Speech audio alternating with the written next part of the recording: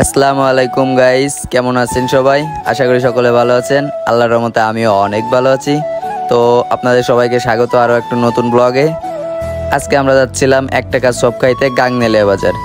এখানে যাইতে যাইতে আমরা একটু সামনে চারপাশটা দেখতে থাকি। এখানে রাস্তাটা খুবই সুন্দর ছিল।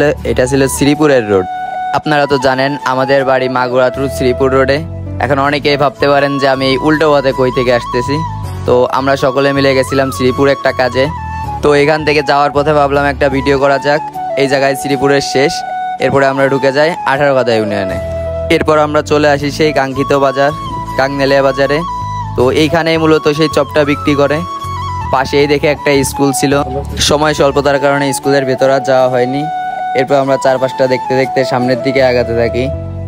তো এইখানেই মূলত সেই চপটা বিক্রি করে। আমরা এখানেই গাড়িটা রাখি, গাড়িটা রেখে গাড়ি থেকে নামার জন্য প্রস্তুতি নিই। এরপরে গাড়ি থেকে নেমে চারপাশটা একটু দেখি। তো এটা ছিল আমাদের সাথে ইয়াসিন, এটা ছিল তামিম, ছোটকালের বন্ধু, একসাথে সব পড়ালেখা করি। তো এই যে এইখানেই সেই চপটা বিক্রি করে, এই সেই 1 টাকার চপ। কাকা দেখি একতালে বাঁচতেই আছে বসে পড়ে নিলিবিলি করে চপ বাঁচতেছে, আর একজন দেখি চপ বিক্রি করতেছে। তো আমরা এখান থেকে কিছু চপ নেওয়ার জন্য চলে যাই। দোকানে ভিড় থাকার কারণে ইয়াসিনকে কিছুক্ষণ ওইখানে ওয়েট করতে হয়। আমরা একটু চারপাশটা ভালোভাবে দেখি। আকাশটা খুবই পরিষ্কার ছিল, অনেক দিন পরে রোদ উঠছে।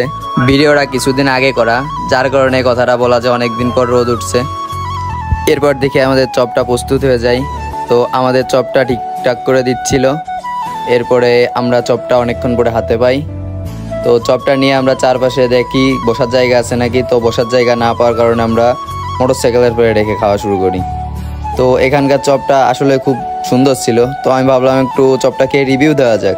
তো টাকা হিসাব করলে ভাই এখানে 10-এ 10 দিতেই হবে, কারণ 1 টাকায় বর্তমান কিছুই পাওয়া যায় না। সেই জায়গায় 1 টাকায় একটা চপ পাচ্ছেন। তো এখানে আমরা চপ খেতে খেতে কিছু কথাবার্তা বলতে থাকি। তো পেটে সমস্যার কারণে কম পরিমাণে নেওয়া হয়। চপ খাওয়া শেষ করে আমরা পানি খেতে যাই। দোকানের পাশে একটা টিউবওয়েল ছিল। তো কাকাকে বললাম এই পানি কি খাওয়ার যোগ্য? পরে কাকা বলল হ্যাঁ, ওইটা খাওয়ার পানি। তো এরপর আমরা এখান থেকে এক এক করে পানি খাওয়া শেষ করি। তো সকলে পানি খেয়ে এখান থেকে রওনা দিব।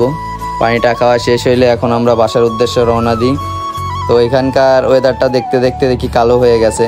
বললাম না অনেক দিন পর রোদ উঠছে, এখন এক সময় বৃষ্টি এক সময় রোদ। এটা নিয়ে আপাতত কিছুদিন আসি, একদিকে রোদ একদিকে বৃষ্টি। তো ওয়েদারটা খুবই সুন্দর ছিল। এরপর আমরা তাড়াহুড়ো করে মোটরসাইকেলে উঠে যাই, না জানি কখন আবার বৃষ্টি চলে আসে। বৃষ্টির আগে আমাদের বাসায় যেতে হবে, যার জন্য ইয়াসিন একটু দ্রুত মোটরসাইকেল চালাচ্ছিল। তো ওকে বলি একটু আস্তেই যাইতে, মেঘ করলে আর কি করার। এরপরে চলে আসে সেই বৃষ্টি, যার ভয়ে আমরা একটু দ্রুত যাচ্ছিলাম। তো কি আর করার, বৃষ্টি আইলে কিছু করার তো আর নাই। এরপর আমরা এই দোকানটাতে কিছুক্ষণ ওয়েট করি। তো বৃষ্টি থেমে গেলে আমরা মোটরসাইকেলটা মুছি। তো এর ভিতর ইয়াসিনের একটা পরিচিত কে জানি এই বস্তাটা দিয়ে বললো বাড়িতে পৌঁছায় দিতে। তো কি আর করার, বড় একজন বললে তো কাজটা করতেই হবে। তো বস্তাটা নিয়েই সে মোটরসাইকেলটা মোছে। তো এখান থেকে মোটরসাইকেলটা মুছে আমরা বাসার উদ্দেশ্যে রওনা দিই। ভিডিওটা করার কারণে আমার আর বস্তাটা নেওয়া লাগে নাই, টাইমকে নিতে হয়েছে। তো ক্যামেরা যদি না থাকতে হয়তো আমাকে এটা নিতে হতো। তো ভিডিও করে একটা দিক ভালোই, যে একটু কষ্ট কম হয়েছে। এরপর আমরা ব্রিজের এখানে নেমে চারপাশের ওয়েদারটা দেখতে থাকি। তো তামিম বললো এখান থেকে সে নাকি কিছু ফটোশ্যুট করবে। তো তারপরে এখান থেকে আমরা কিছু ফটোশ্যুট করে বাসার উদ্দেশ্যে রওনা দিই। তো আজকের ভিডিও এই পর্যন্তই। সকলে ভালো থাকবেন, আল্লাহ হাফেজ।